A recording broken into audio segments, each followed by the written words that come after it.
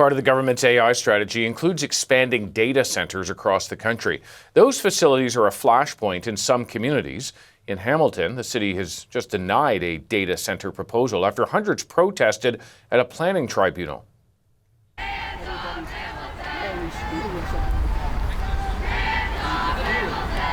The development company applied to split a plot of land into two parts and possibly use the smaller plot to construct hyperscale and enterprise data centers.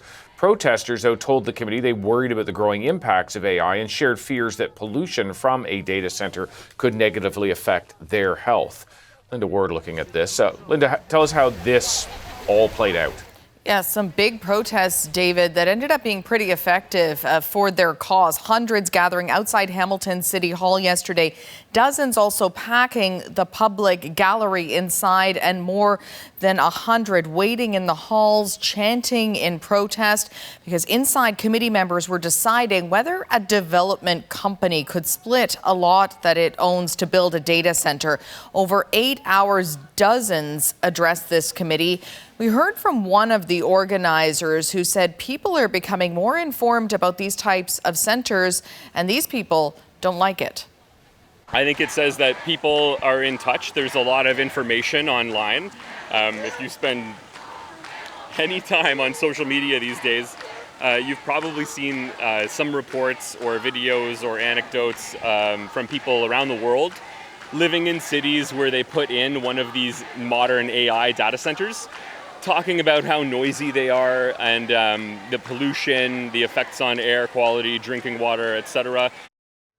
The residents of Hamilton were quite engaged, David. 1,700 people roughly submitted comments on the application. The city says that is potentially a record. Now, in the end, the city denied the application, saying they've just never seen this much backlash from the public. What was to be the plan?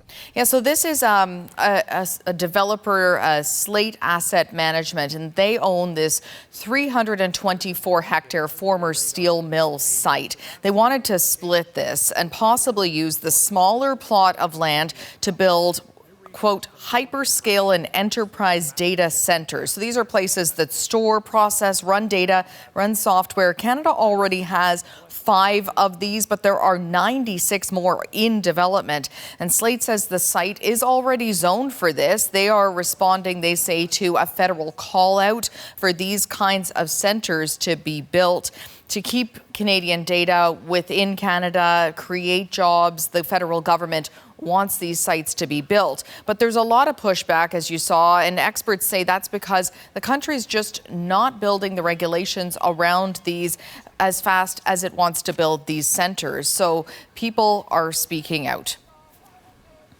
And what were the concerns that these protesters were raising specifically? They vary. So some just opposed to AI in general. Others say that this is going to cause pollution, noise, and it uses an awful lot of water, so that they're concerned about the effects on the drinking water supply. We did hear from some of those deputations at the committee meeting yesterday.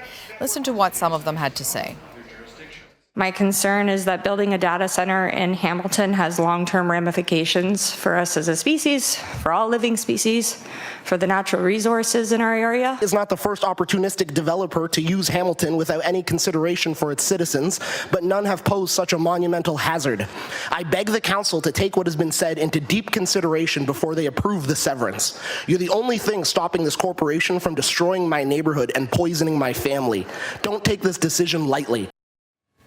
So the company says that if they were to go ahead with this, that they would be able to use existing infrastructure to lower the impact on the electrical grid, that they have a plan to preserve water and do this in a responsible way. The city says the company did meet the regulations, the requirements, but because of the residents, the way that they came out, the way that they voiced their concerns, they denied the application. No word from the company, David, as to whether they'll appeal the decision or go ahead with this plan without splitting the site.